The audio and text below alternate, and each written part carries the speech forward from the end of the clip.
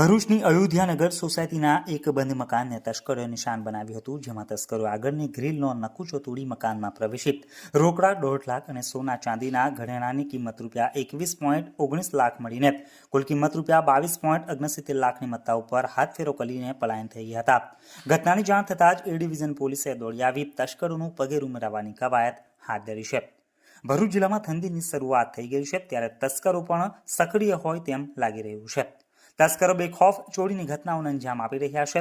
તેવામાં ભરૂચના અયોધ્યાનગર સોસાયટીમાં આવેલા મકાન નંબર 2559માં સતીશકુમાર ગૌરીશંકર શ્રીવાસ્તવ પરિવાર સાથે રહે છે. તેઓ 21મી નવેમ્બરના રોજ સવારના મકાનને તાળું મારીને ઉત્તર પ્રદેશ ખાતે ગયા હતા.